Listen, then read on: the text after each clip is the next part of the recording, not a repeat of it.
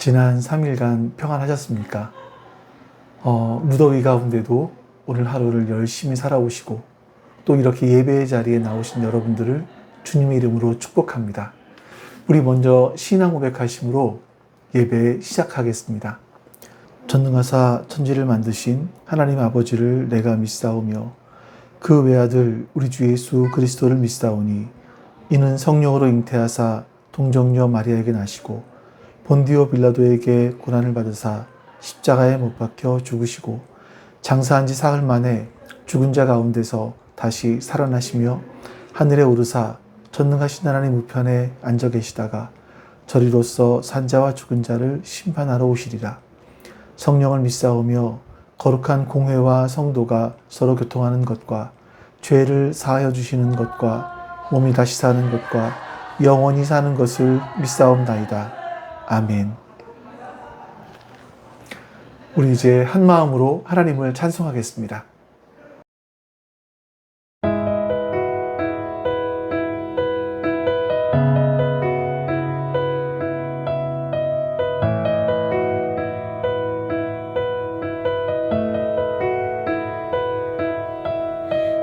내게로부터 눈을 들어 주를 보기 시작할 때 주의 일을 보겠네. 내 작은 마음 돌이키사 하늘에 꿈꾸게 하네. 주님을 볼 때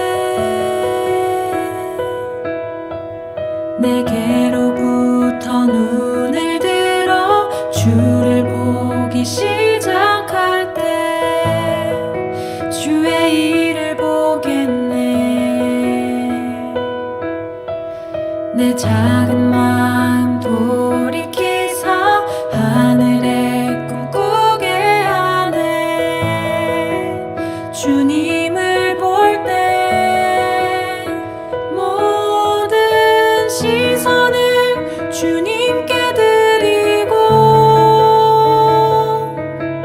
살아계신 하나님을 느낄 때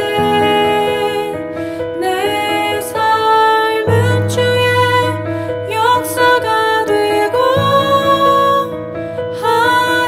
하나님이 일하기 시작하네.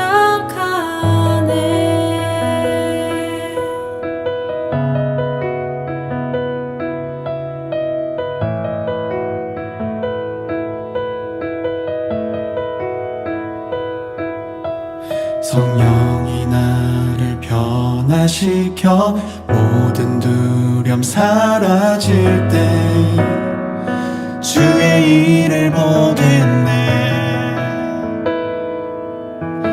황폐한 땅 한가운데서 주님 마음 알게 되리. 주님을 볼 때 모든 시선을 주님께 드리고 살아계신 하나님을 느낄 때 내 삶은 주의 역사가 되고 하나님이 일하기 시작하네. 모든 시선을 주님께 드리고 전능하신 하나님을 느낄 때 세상은 주의 나라가 되고 하나님이 일하기 시작하네.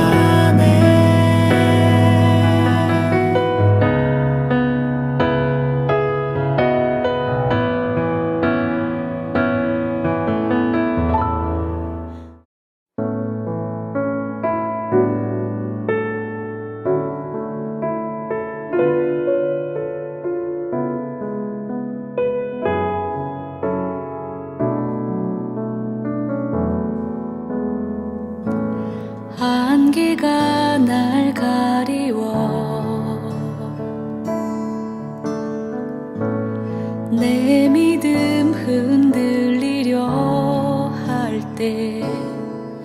나 주님께 나아가네. 주님은 산 같아서 여전히 그 자리에 계셔. 눈을 들면 보이리라 날 위한 그 사랑. 주는 나의 도움이시며 주의 계획 영원하시네.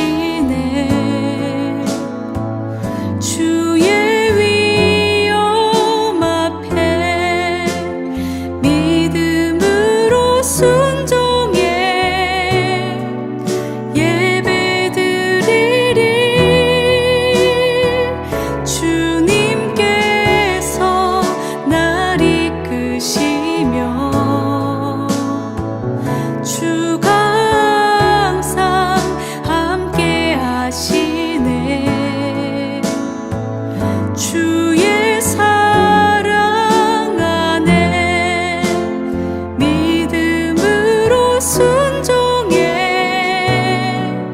예배드리리. 영원히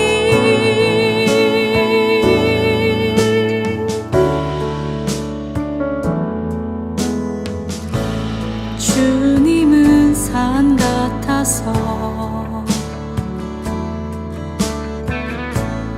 여전히 그 자리에 계셔. 눈을 들면 보이리라 날 위한 그 사랑. 주는 나의 도움이시며 주의 계획 영원하시네. 주의 위엄 앞에 믿음으로 순종해 예배드리리. 주님께서 날 이끄시며 주가 항상 함께 하시네. 주의 사랑 안에 믿음으로 순종해 예배드리리. 주는 나의 도움이시며 주의 계획 영원하시네. 주의 위엄 앞에 믿음으로 순종해 예배드리리. 주님께서 날 이끄시며 주가 항상 함께 하시네. 주의 사랑 안에 믿음으로 순종해 예배드리리. 영원히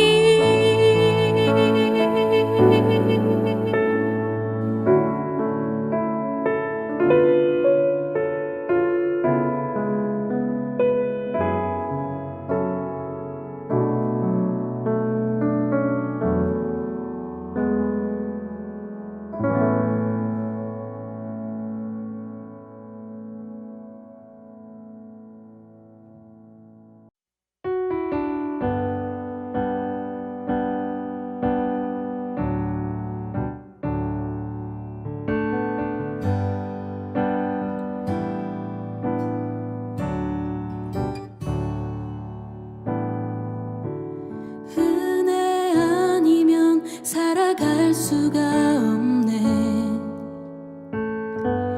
호흡마저도 다 주의 것이니 세상 평안과 위로 내게 없어도 예수, 오직 예수뿐이네. 은혜 아니면 살아갈 수가 없네. 호흡마저도 다 주의 것이니 세상 평안과 위로 내게 없어도 예수, 오직 예수뿐이네. 그 신계획 다 볼 수도 없고 작은 고난에 지쳐도 주께 묶인 나의 모든 삶 버티고 견디게 하시네. 은혜 아니면 살아갈 수가 없네. 나의 모든 것 다 주께 맡기니 참된 평안과 위로 내게 주신 주 예수, 오직 예수뿐이네.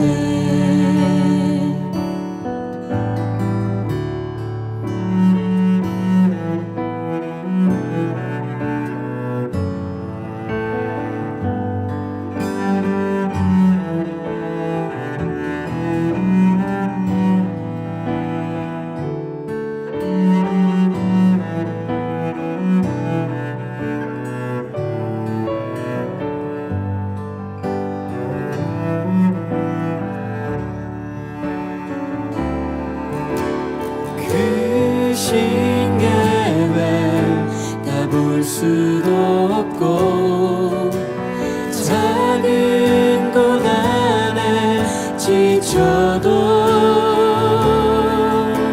주께 묶인 나의 모든 삶 버티고 견디게 하시네. 그 신계획 다 볼 수도 없고 작은 고난에 지쳐도 주께 묶인 나의 모든 삶 버티고 견디게 하시네. 은혜 아니면 살아갈 수가 없네. 나의 모든 것 다 주께 맡기니 참된 평안과 위로 내게 주신 주 예수, 오직 예수뿐이네.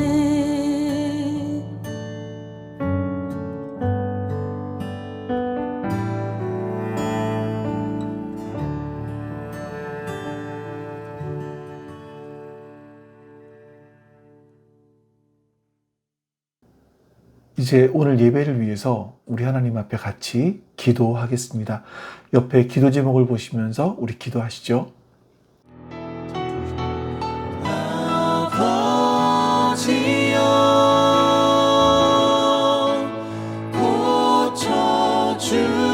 고쳐주소서. 이 나라 주의 것 되게 하소서.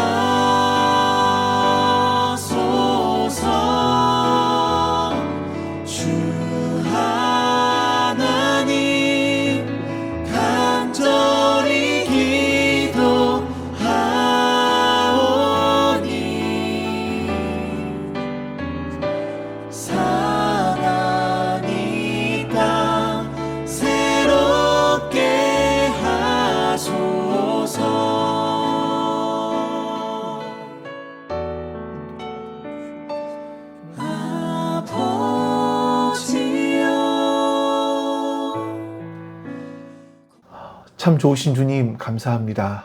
오늘도 우리 하나님 앞에 예배드릴 수 있는 귀한 은혜를 주셨습니다. 정말 감사합니다. 하나님께서 주신 그 은혜를 기억하며 오늘도 감사함으로 주님 앞에 예배드리게 해주시옵소서.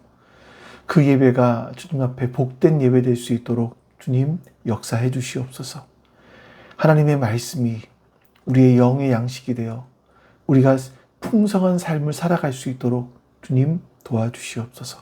감사드리며 우리 주 예수 그리스도의 이름으로 기도하옵나이다. 아멘.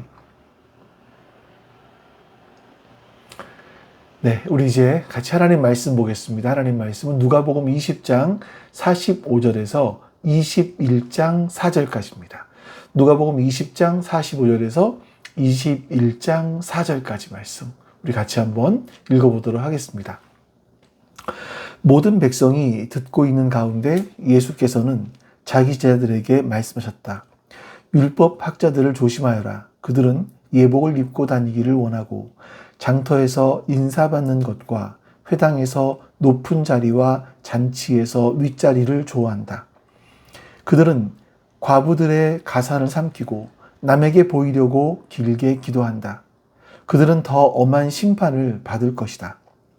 예수께서 눈을 들어 부자들이 헌금궤에 헌금 넣는 것을 보시고 또 어떤 가난한 과부가 거기에 렙돈 2잎을 넣는 것을 보셨다. 그래서 예수께서는 말씀하셨다. 내가 진정으로 너희에게 말한다. 이 가난한 과부가 누구보다도 더 많이 넣었다. 저 사람들은 다 넉넉한 가운데서 자기들의 헌금을 넣었지만 이 과부는 구차한 가운데서 가지고 있는 생활비 전부를 털어 넣었다. 아멘. 여러분에게 혹시 이런 기억이 있지 않으십니까? 어떤 이제 지인들과의 모임을 갖고 나면 그날 밤 유난히 좀 피곤했던 기억이 없으신가요? 몸이 피곤했다기보다 사실은 마음이 피곤한 거죠.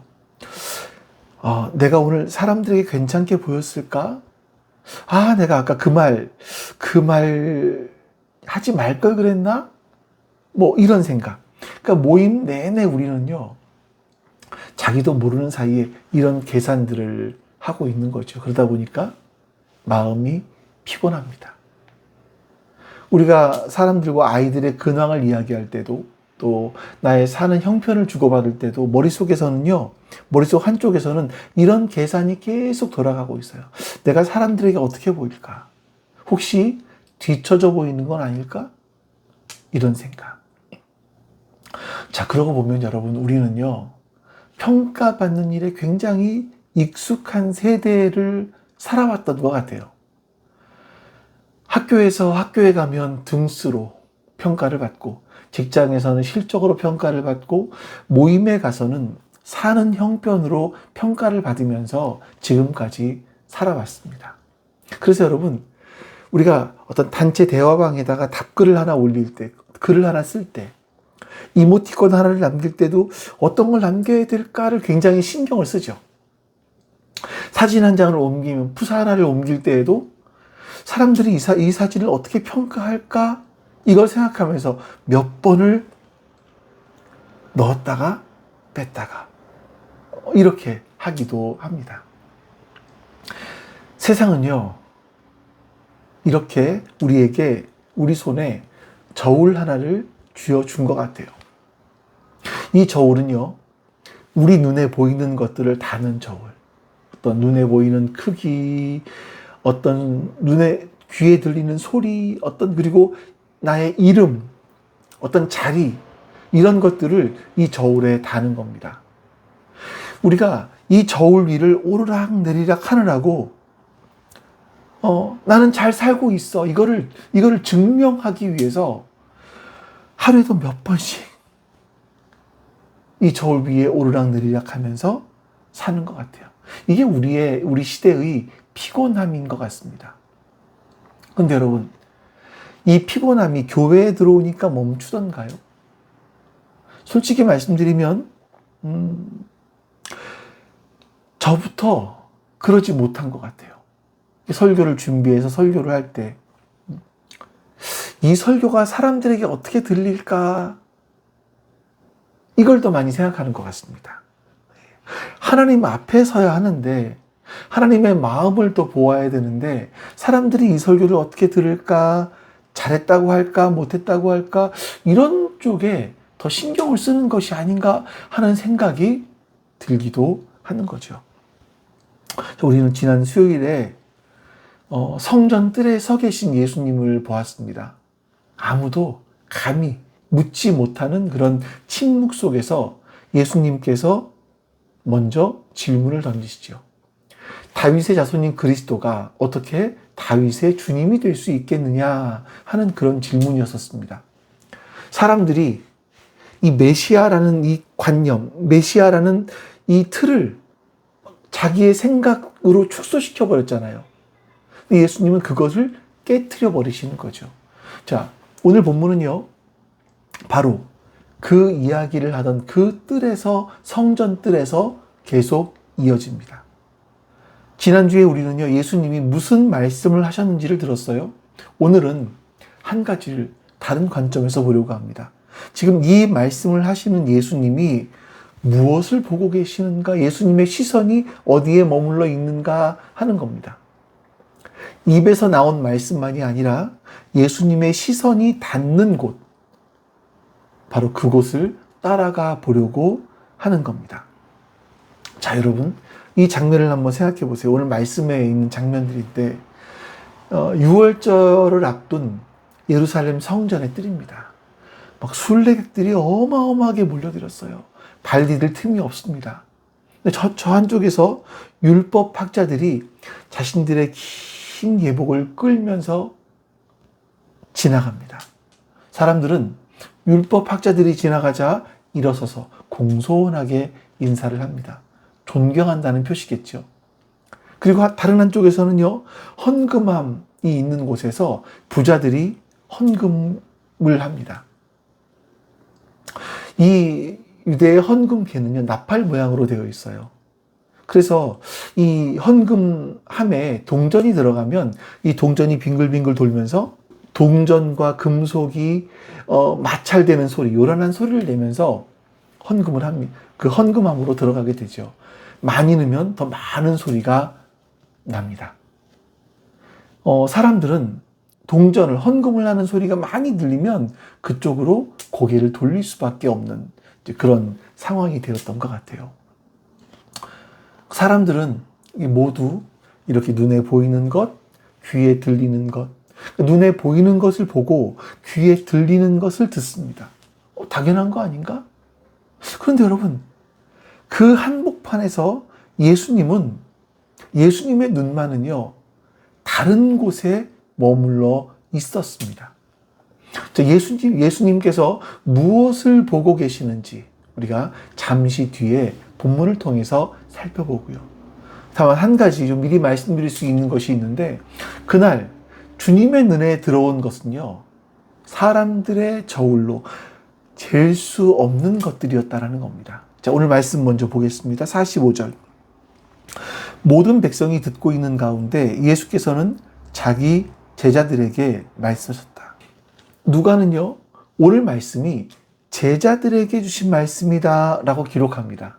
그러니까 이 말씀은요, 구경꾼이 들으라고 하신 말씀이 아니라는 거예요. 그래서 이 말씀은 바로 예수님을 믿고 따르고 있는 우리를 향한 말씀인 겁니다. 이런 거죠. 보여주느라고 이렇게까지 지쳐있는 나는 정작 누구의 시선을 의식하며 신앙생활을 하고 있는가 하는 겁니다. 자, 들어가 보겠습니다.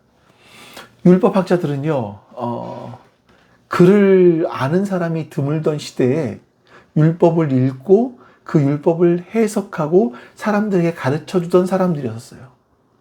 그래서 마을에 분쟁이 생기면 판결을 해주었고요. 계약 문서를 써야 될 때 대신 써주던 사람들입니다. 누구나 자기 아들은 이런 율법학자가 되기를 바라던 그 시대에 가장 존경받는 부류의 한 사람들이었던 거죠. 그런데 예수님께서는 그 사람들을 가리켜서 이렇게 말씀하십니다.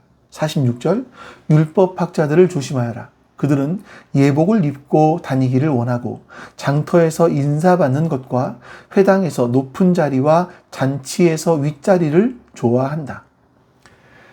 사람들에게 사회가 박수치던 바로 그 사람들을 예수님은 조심하라 이렇게 말씀하십니다. 자, 뭘 조심합니까? 본문을 따라가 보면 율법학자들이 하루를 어떻게 시작하고 어떻게 살아갔는지를 볼 수 있게 돼요. 아침에 그들은 긴 예복을 입습니다. 그러니까 긴 예복은 이건 입고 일을 할 수 없는 옷이에요. 그러니까 사람들에게 어떤 보여주기 위해서 사람들에게 보이려고 사람들이 좀 보라고 입는 옷이라고 표현하는 것도 맞을 겁니다. 그 긴 옷을 입고 시장통을 지나가면 사람들이 일어나서 인사를 합니다. 아, 율법학자님이시군요. 안녕하십니까? 인사를 하죠. 그리고 회당에 들어가요. 회당에 들어가면 사람들이 강단을 보고 있을 거 아니에요. 그럼 이 율법학자들은 이 강단에서 이쪽을, 회중 쪽을 보고선 앉아 있을 수 있었습니다. 그리고 잔치 자리에 가면 제일 윗자리에 앉습니다. 그들의 하루는요, 몸에 입는 옷으로 시작을 해서 거리로, 회당으로, 잔치집으로 이렇게 이어집니다. 그러니까 그들이 걸어가는 하루의 동선 자체가 자신을 보여주는 마치 그 무대와 같다고 할까요? 그리고 그 무대의 가장 끝에는 뭐가 있었냐면 남들에게 보여주기 위한 긴 기도로 끝이 납니다. 율법학자들은 기도까지도 사람들에게 보여주기 위한 것이 되어버렸다. 예수님은 그렇게 말씀하시는 거죠. 자, 여기서 보이려고라는 이 단어의 진짜 뜻은 뭐냐면 나의 이 속을 가리기 위해서 세워둔 간판이라는 의미가 있어요. 그러니까 어떤 그럴듯한 명분, 어떤 구실이라는 뜻이에요. 그러니까 여러분, 이 본문 예수님께서 말씀하시려고 하는 건 뭐냐면 기도를 얼마나 많이 했느냐 이게 아니라 기도가 나를 가리는 그럴듯한 간판이 되어 있다, 명분이 되어 있다 이거예요. 그러니까 내가 하나님을 만나야 되는 그 시간이 사람들에게 보여주는 어떤 쇼케이스 이런 것이 되어버렸다라는 거죠. 그리고 이 쇼케이스 뒤에는요 이런 일이 벌어지고 있는 겁니다. 47절 그들은 과부들의 가산을 삼키고 남에게 보이려고 길게 기도한다. 그들은 더 엄한 심판을 받을 것이다. 여기서 삼킨다는 말이 참 무서운 말인데 그러니까 이 빼앗는 정도가 아니에요. 그냥 씹어서 흔적도 없이 넘겨버린다라는 뜻이거든요. 근데 여러분 성경을 보면 성경에서 가장 먼저 율법이 보호해 주어야 될 대상으로 지정한 사람들이 누구냐면 고아와 과부입니다. 율법을 가장 잘 아는 사람들이라면 가장 먼저 누구를 보호해야 되냐면 고아와 과부들을 보호해야 되는 거예요. 자, 이런 거예요. 당시에는요, 남편을 잃은 여인들은 재산을 관리해 줄 사람이 필요했어요. 그래서 보통 그런 경우에는요, 믿을 만한 경건한 선생님들에게 자신들의 재산을 맡기고 관리해 주도록 했습니다. 근데 이 선생들이 이 글을 읽지 못하는 여인들을 대신해서 계약 문서를 작성하는 거죠. 이런 겁니다. 자, 재산을 관리해 주는 대가로 나는 이 소득에 얼마씩 이런 명목을 그 수고비로 챙기는 거예요. 이 명목을 만들어서 수고비를 챙기는 거죠. 그리고 일반 평민들은 잘 알아듣지 못한 어려운 조항들을 집어넣습니다. 그리고 여인들은 그 내용을 잘 몰라요. 그래서 율법학자를 믿고 문서에 손도장을 찍습니다. 자, 근데 한 해가 지나고 두 해가 지나면서 집과 밭이 조금씩 자신의 계약서를 써준 선생에게 넘어가 버리는 거예요. 빼앗은 흔적은 없습니다. 율법학자가 모든 것이 법대로 문서대로 이루어지고 있었던 거죠. 그리고 그들이 사람들의 신뢰를, 이런 신뢰를 얻는 방법은 그들의 긴 기도였다고 성경은 말씀하는 겁니다. 사람들의 신뢰를 얻기 위해서 긴 기도를 했다. 자, 여러분, 모든 율법학자가 그랬다라는 건 아닐 거예요. 근데 예수님 보신 것은요, 이들의 직업을 말하는 것이 아니라 이들의 마음을 말하는 겁니다. 자세히 보면 그들의 죄목은 예복도, 인사도, 높은 자리도 아닙니다. 그것들을 좋아한다라는 거였죠. 자리가 죄가 아니라 그 자리를 사랑하게 된 그 마음, 그게 위험하다라는 겁니다. 그래서 여러분, 이 말씀은요, 그들을 향한 정죄로 끝나지 않고 우리를 향한 경고로 넘어옵니다. 조심하여라. 자, 그래서 이 말씀은 한번 조심하고 끝내라는 것이 아니라 늘 깨어서 살펴야 된다라는 그런 말씀인 겁니다. 자, 왜 그렇습니까?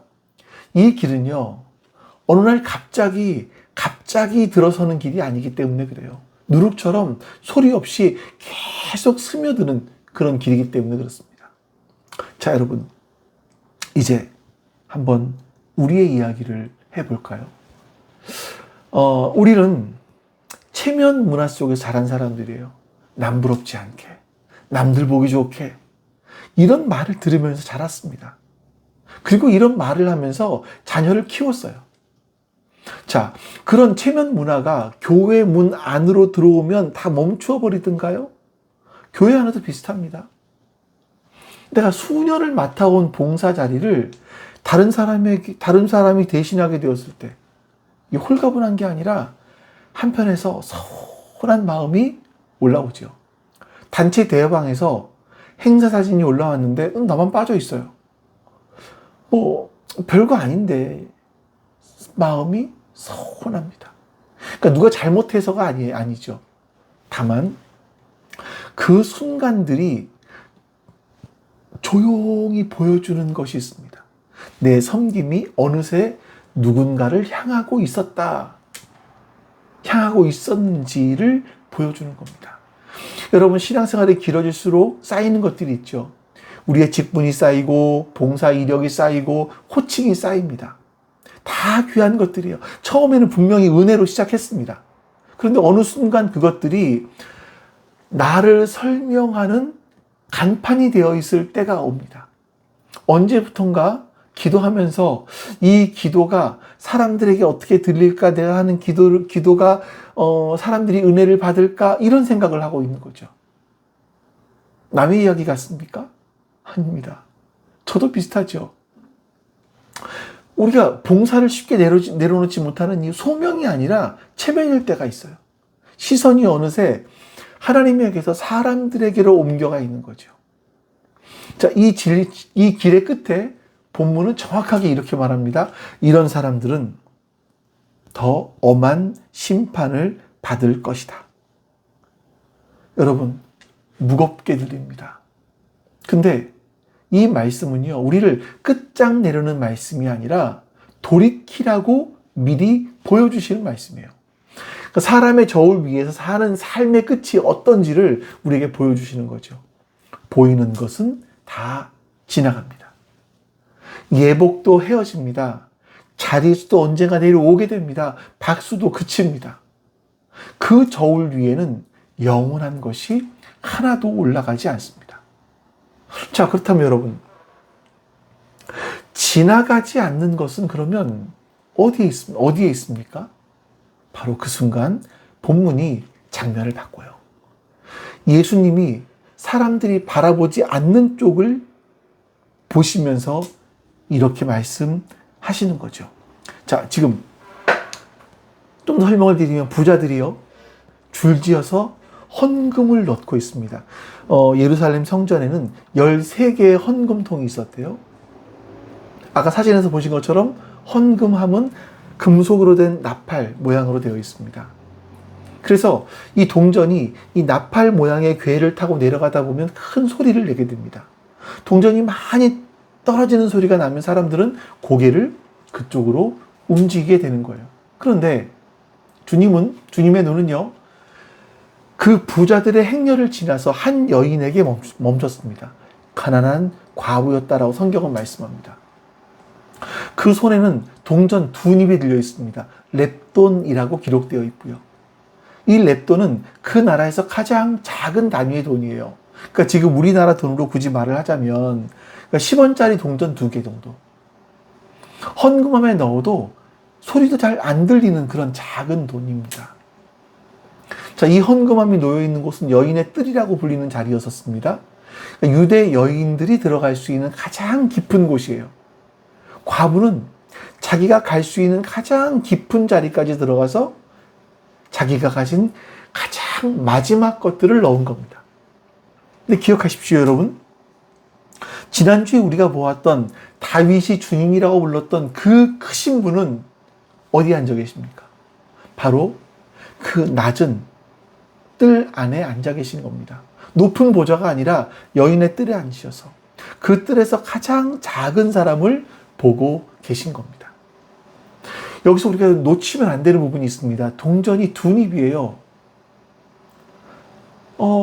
이렇게 가난하면 하나 정도는 남기고 하나만 넣고 그 남은 하나로는 저녁을 좀 해결할 수 있지 않겠습니까? 이 정도도 누구 못지않은 드림이 되지 않겠습니까? 그런데 그녀는 둘 다 넣었습니다. 성경은 그것을 이렇게 기록해요. 저 사람들은 다 넉넉한 가운데서 자기들의 헌금을 넣었지만 이 과부는 구차한 가운데서 가지고 있는 생활비 전부를 털어 넣었다. 이 생활비라는 단어의 원어는요, 그냥 돈이 아니에요. 삶이라는 단어입니다. 그러니까 살아갈 길 전체라는 말이에요. 성경은 이 가난한 과부의 마음은 한 줄도 기록하지 않습니다. 그런데 이 2닙을 다 넣은 그 손이 그녀의 마음을 기록하고 있는 거죠.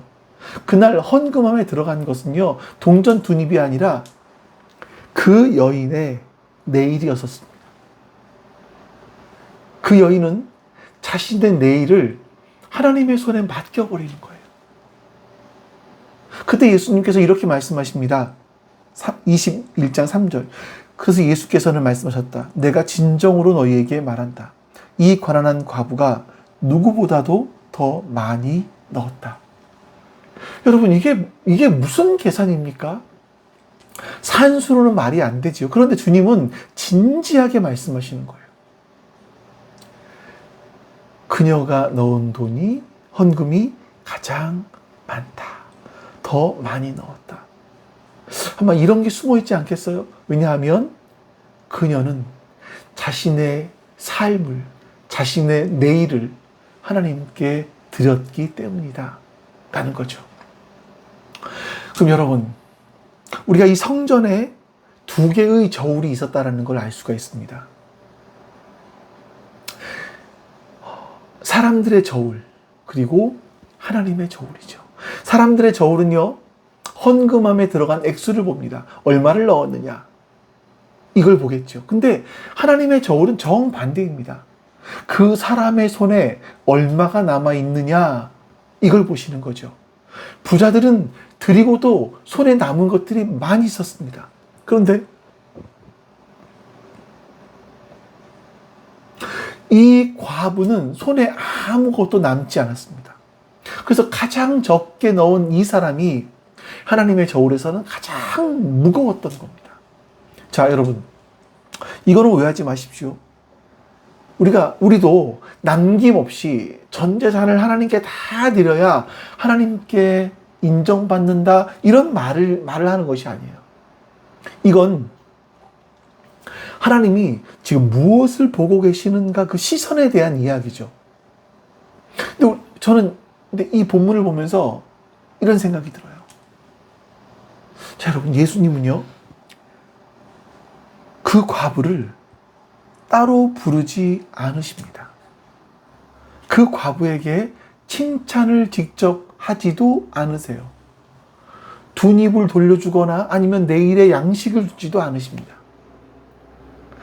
그녀는 누구보다 많이 넣은 사람으로 자신이 인정받은 것도 모르고 그냥 빈손으로 성전을 나갑니다. 하나님의 나라에서 그 칭찬이 선포되는 동안 정작 당사자는 아무것도 듣지 못했던 것 같아요. 여러분, 이게 우리의 이야기 같아요. 아무도 기억하지 않지만 어떤 분들은 교회를 위해서 수십 년을 기도해 왔습니다. 표시가 나지 않지만 수십 년을 섬겨온 분도 계시고요. 때로는 내가 손해보면서까지 양보해 왔던 일도 있고, 내가 몸이 너무 아픈데도 불구하고 지켜왔던 예배의 자리가 있었습니다. 소리 나지 않아서 아무도 듣지 못했습니다. 그러나 그날 성전 뜰에서 소리 없는 그 두 잎의 헌금을 들으신 예수님이 계신 것처럼 우리의 소리 없는 오랜 삶을 듣고 계신 분이 계시다라는 겁니다. 하나님의 인정은요, 당사자가 듣지 못하는 자리에서도 기록이 됩니다. 그리고 그 기록은요, 지워지지 않습니다. 물론 그날 과부의 형편이 달라진 건 아니에요. 그녀는 여전히 가난한 채로 성전문을 나섰고 세상의 저울은요, 꿈쩍도 하지 않았습니다. 우리의 형편도 그렇습니다. 하지만 그 선언은 이미 내려졌고 세상이 달아주지 않아도 하늘은 이미 하나님께서는 하나님의 저울에 달아보셨습니다. 여기서 우리가 잊지 말아야 될 것들이 있습니다. 이 장면은요, 십자가를 며칠 앞둔 그런 시간이었습니다. 예수님이 성전에서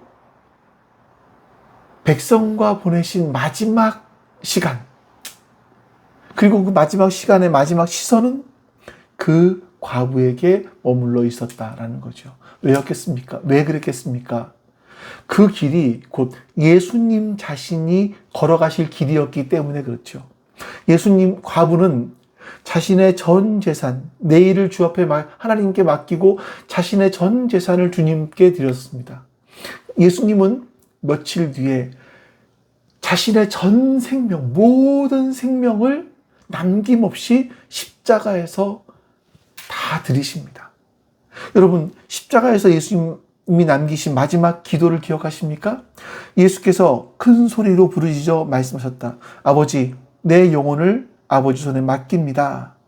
이 말씀을 하시고 그는 숨을 거두셨다. 예수님은 남김없이 전부를 하나님께 드렸습니다. 과부를 칭찬하신 그 입술로 예수님은 이렇게 기도하고 숨을 거두신 거죠. 자기 생명을 모두 내어드린 분은 바로 예수님이셨습니다. 하나님의 저울에 가장 무거운 무게로 올라가신 분 역시 바로 예수님이셨고 예수님의 생명이었습니다. 우리는 예전에 이렇게 생각합니다. 사람들에게 보여야 사랑받는다. 근데 이제는 하나님이 나를 이미 보고 계신다. 이걸 아는 거예요. 예전에는 이렇게 생각했습니다. 나를 증명해야 인정받는다. 근데 이제는요, 내가 나를 증명하지 않아도 예수님이 십자가에서 나의 존재를 바꾸어 주셨다라는 걸 압니다. 예전에는 이렇게 생각했어요. 통장에 그래도 뭔가 좀 남겨두어야 내가 안전하다. 그런데 이제는요, 하나님께 맡기는 것이 가장 안전하다는 것을 알게 되었습니다. 맡긴 사람은 가벼워지죠. 움켜진 것이 줄어드는 만큼 우리의 걸음걸이도 가벼워지는 겁니다. 우리가 무엇이라도 드릴 수 있다면 그건요, 우리가 대단해서가 아닙니다. 우리를 위해 이미 전부를 먼저 내어주신 분이 지금도 우리를 보고 계시기 때문에 그래요. 여러분, 우리 처음 장면을 한번 돌아가 볼까요? 우리 또 다른 모임에 다녀온 그날 밤, 여전히 나 괜찮아 보였나? 이런 피곤한 질문들이 또다시 우리 안에 올라올 거예요. 다음 주에도, 그 다음 주에도 올라오겠죠. 세상의 저울은 내일도 그 자리에 있기 때문입니다. 그런데 여러분, 오늘 말씀을 들은 우리는요, 한 가지를 더 기억할 수 있게 됐습니다. 그날 성전 뜰에서 아무도 보지 않던 그 여인을 바라보고 있던 시선이 있었다라는 겁니다. 그리고 그 시선은 지금도 나를 향하고 있어요. 이제 더 이상 내가 나를 증명해야 되는 게 아닙니다. 예수님이 나를 이미 십자가에서 증명해 보여주셨어요. 그러니 여러분, 우리가 어떤 밤중에 피곤한 질문이 올라올 때 그 자리에서 이 한 문장을 생각하는 겁니다. 나는 이미 하나님께서 보고 계신다. 여러분, 하나님께 맡기면 가볍죠. 그 과부가 바로 그런 사람이었을 겁니다. 남에게 보여줄 어떤 바닥을 끄는 예복 그런 건 없죠. 내가 동전을 넣어서 사람들의 시선을 끌만한 그런 동전도 없었습니다. 그래서 그녀가 드린 거는 어떤 계산을 하는 자리가 아니에요. 하나님 한 분만 남은 자리. 거기서 나온 가벼움이었을 겁니다. 저는 여러분, 우리의 신앙이 이렇게 가벼워지기를 바라요. 횟수가 쌓일수록 무겁고 막 화려해지는 그런 쪽이 아니라 가벼워지고 단순해지실 수 있기를 바랍니다. 우리 교회 공동체가 그렇게 되실 수 있기를 바라요. 교회는요, 약한 사람의 둔입을 받아내는 것이 아니라 약한 사람의 둔입을 알아보고 그 사람을 지켜주는 곳입니다. 주님이 그 뜰에서 그렇게 하셨던 것처럼 말이죠.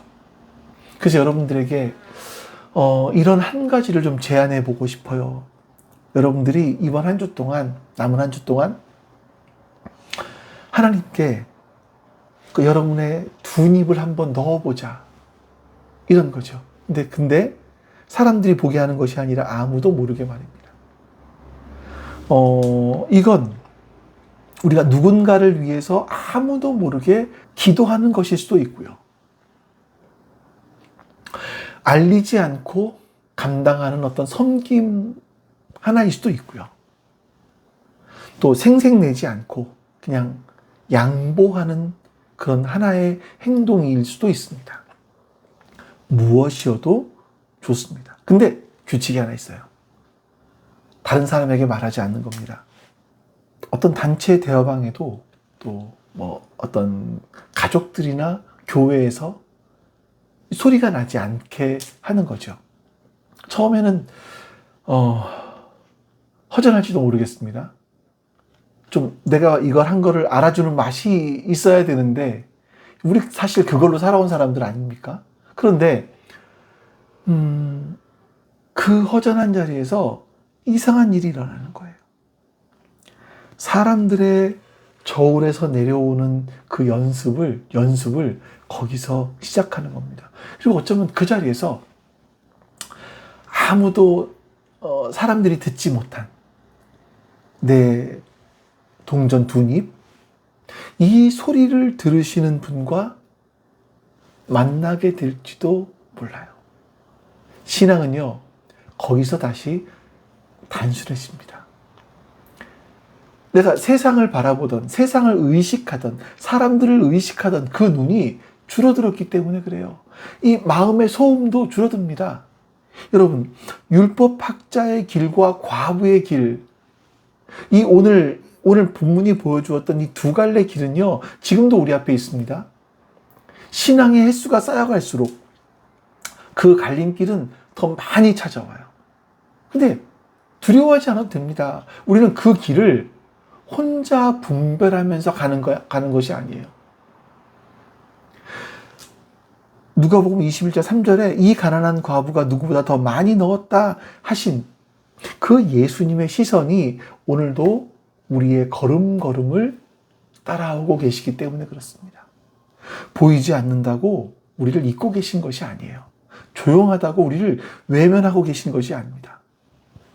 우리가 지금까지 살아오면서 소리 없이 행했던 그런 모든 것들은 이미 하나님의 장부에 기록되어 있습니다. 앞으로 넣을 것도 하나님께서 모두 기록하실 겁니다. 그러니 여러분, 세상에서 알아주지 못한다고 해서 멈추지 마시고, 박수가 없다고 해서 헛되지 않잖아요. 하나님이 아시니까. 세상에서는 안 들려도 하나님께는 가장 크게 들릴 겁니다. 여러분, 이번 한 주 누군가에게 나를 보여주기 위해서 지치셨습니까? 이번 주는 보이지 않는 자리에서 한번 시작해 보십시오. 근데 거기는 빈자리가 아니라 주님의 시선이 머물러 있는 그런 자리입니다. 나를 증명하는 그런 자리를 내려놓으시고 동전 두 잎처럼 작고 은밀한 그런 드림 하나로 이번 한 주를 살아보시길 바랍니다. 주님이 보고 계십니다. 여러분, 그거면 충분합니다. 우리 같이 이 시간 오늘 말씀을 기억하면서 주님 앞에 또다시 기도하겠습니다. 기도합니다. 내 백성이 나를 떠나 돌아섰지만 내 사랑이 내 백성을 포기 못하니 내 모든 것 내어주고 나 그들을 얻으리라. 여호와께 돌아가자. 우린 돌아서도 그는 변치 않네. 여호와께 돌아가자. 우린 넘어져도 그 사랑 영원하네.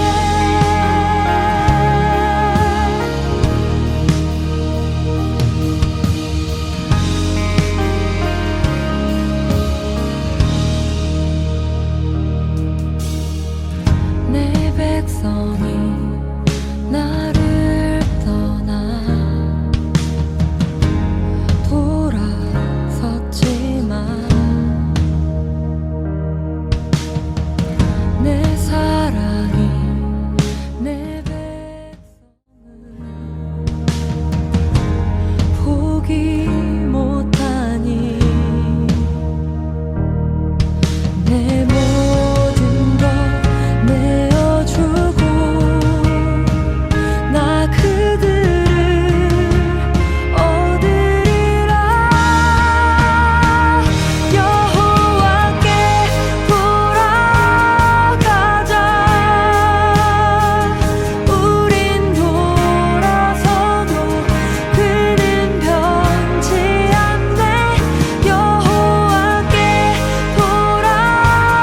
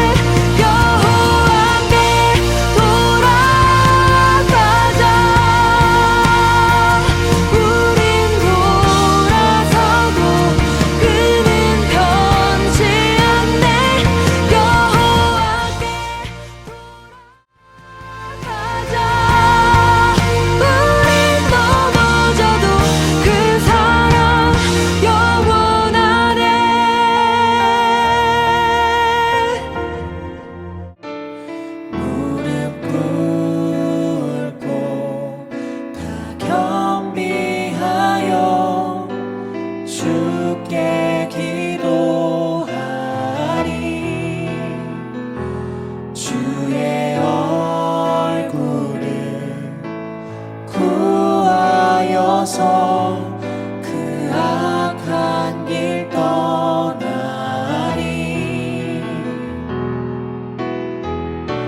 주님의 자비로 죄를 사하며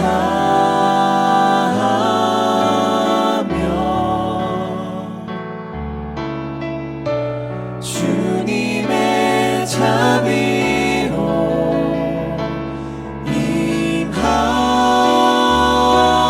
임하소서. 아버지여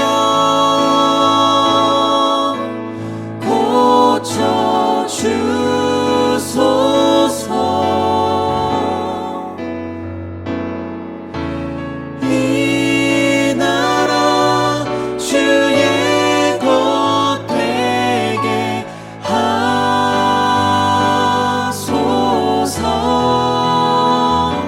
주 하나님 간절히 기도하오니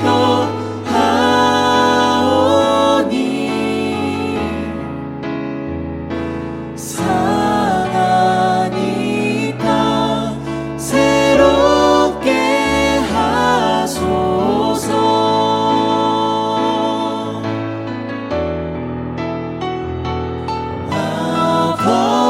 아버지여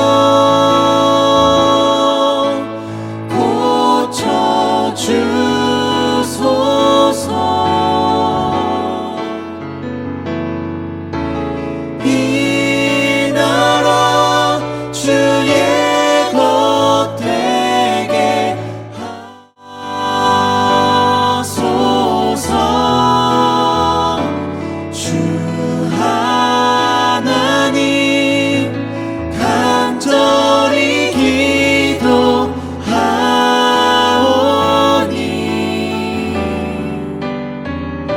상한 이 땅 새롭게 하소서.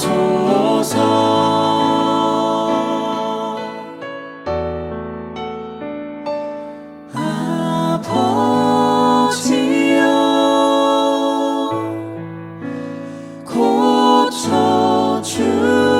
고쳐주소서.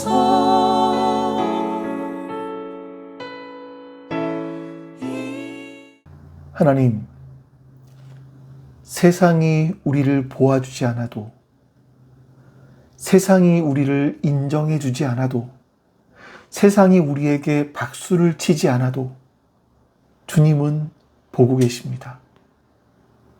그것 하나면 충분합니다. 감사합니다. 예수 그리스도의 이름으로 기도하옵나이다. 아멘.